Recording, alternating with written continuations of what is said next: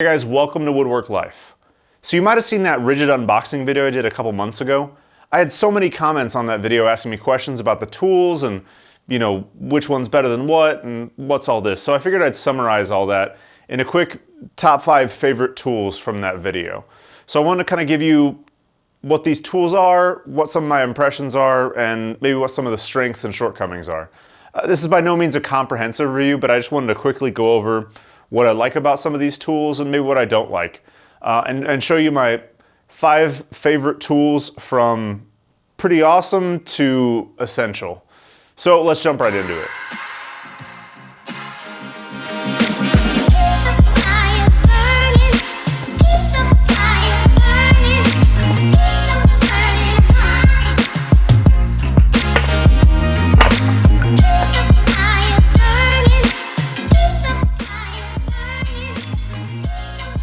All right, so this first one, definitely not in the quintessential category, but I think everyone should have some sort of reciprocating saw, sawzall, whatever you want to call it. And why not make it cordless? I've got a Harbor Freight one too, but it just stays collecting dust now that I've got this thing. I've used it for everything from trimming trees to cutting Acme rod. It's really powerful. It's got great battery life. This is just the regular brushed one that comes in the 5 tool kit. But has more than enough power with a good sharp blade on it. Any sawzall, reciprocating saw, whatever is awesome for, you know, breaking down framing walls to, you know, cutting through PVC pipe to just really anything. It's a really versatile tool, but what better can you have than not having to lug around a long extension cord while also using it? So I think any cordless reciprocating saw is an awesome tool. This is my first one I've had. I had a $10 Harbor Freight one before this, so I can't really speak to if it's amazing or terrible, but it gets the job done and I don't have to lug around an extension cord, so good enough for me. The next tool I want to cover is the Stealthforce RIDGID Brushless Cordless Impact Driver. This thing is awesome. Having worked under sinks and in closets with this, the noise reduction is greatly appreciated. I did a full sort of work down on this thing in the hand tool Shootout cordless impact drivers. I'll link to that below. But the Cliff Notes version is, it's got great battery life. It's half as loud as a regular impact driver. It does weigh a little bit more at around 3 pounds. But still has good battery life and great continuous power. So overall, I don't think it's necessary for every homeowner to have one, but it certainly doesn't hurt. And once you've used a hydraulic driver of any kind, you'll probably be hooked. So the next tool on this list, and this is probably the one I got the most questions about in the comments, is the RIDGID Brushless Cordless Airless Nail Gun. This thing's awesome because you don't have to drag around a tank and a hose and a nail gun whenever you want to just drive a couple brad nails. It really freed me up to do a lot of things that I otherwise wouldn't have done with the air nailer. So I used it to fix some lattice work in my backyard. I used it just to kind of tack up some trim boards that were coming loose around the house.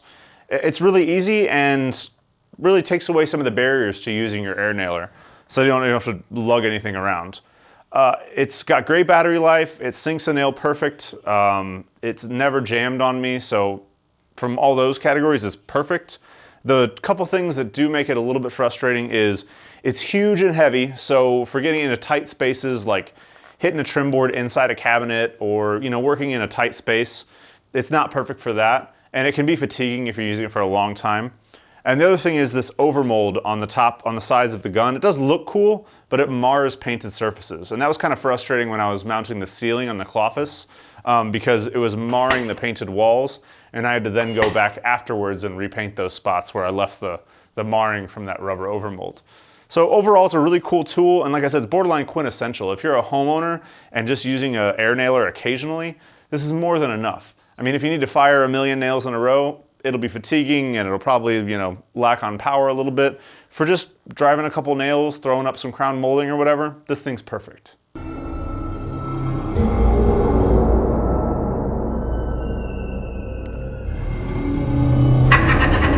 So this next tool almost didn't make the list, and that's because I spent some time really figuring out what the best blade was for this thing.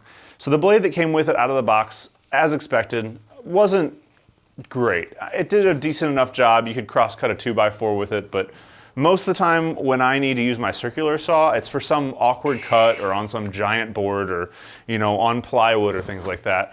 And I needed a better blade for it. So right away when I first got this thing, I ran out and got a Diablo 40 tooth blade, the fine finish blade or whatever they call it.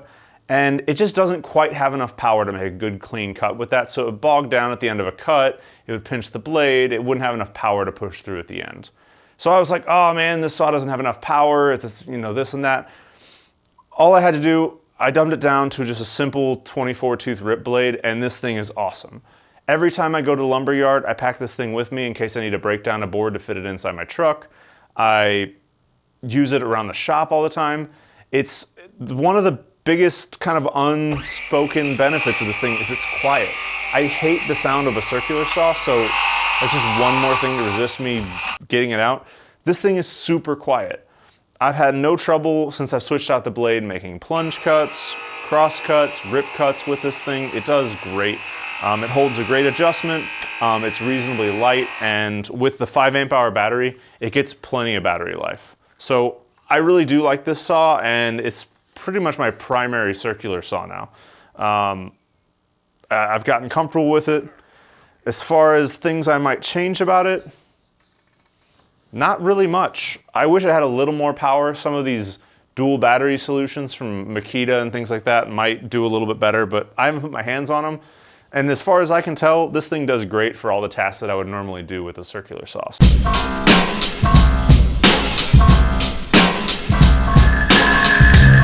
So my favorite, and to me the most quintessential tool from RIDGID that I've used so far, is the RIDGID Brushless Cordless Router.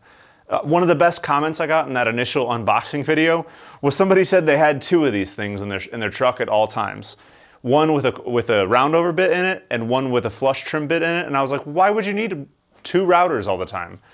And then I used this thing. I keep a roundover bit in mine all the time, but I could totally see a trim carpenter or someone that was working inside houses all the time keeping 2 of these things ready to go all the time. I've never found it lacking for power. The adjustment mechanisms on this thing have great responsiveness and real accuracy. And no matter what bit I've thrown on this thing, any of the 1/4 inch bits, straight cut, flush trim, 1/2 inch roundover, 1/4 inch roundover, any of those, it's been able to plow through hardwoods, softwoods, plywood, whatever you throw at it. So this thing's amazing. It's also nice because it feels safer because you don't have a cord chasing you around. You're not worried about running over a cord or a cord getting you stuck on something. And that also means you can take it in a lot tighter spaces and not have to worry about a cord chasing you around. I use this tool a lot. I used it in the sign carving video to hog a sign out of solid maple burl. I've used it to do roundovers on almost all of my projects I've done since I got this thing. The battery life on this is really surprising. I've gotten through whole projects, looked down expecting the battery to be almost dead, and I still have 2 bars, and I could probably do a whole nother project with it. It gives you nice smooth cuts. I know I sound like I'm ranting and raving about this thing, but this is a really revolutionary tool that has really changed my workflow. If you're a trim carpenter or a guy that does a lot of roundovers and flush trim, you know, drywall or trim inside of a house, this is something that you have to have in your toolbox. It's awesome to have around. Thanks for checking this stuff out with me today. Today's a pretty big day for the channel. I started this thing about 7 months ago, and just today I broke 5,000 subscribers. As is customary, I've been working with some of my partners to get together a 5K giveaway. Some of my partners like RIDGID and some of the other friends I've made along the way. We've got a pretty cool giveaway getting ready for you, so keep an eye out for that video. I'll be announcing a separate video for that just for the 5K giveaway. So if you want to get in on that action, be sure you subscribe below. And if you did enjoy this video, please drop me a like. In the comments section, let me know what your favorite RIDGID tool is or what I should consider for my next RIDGID giveaway. Thanks for joining me today with Wood.Work.LIFE, and remember, keep your tools sharp and keep your mind even sharper.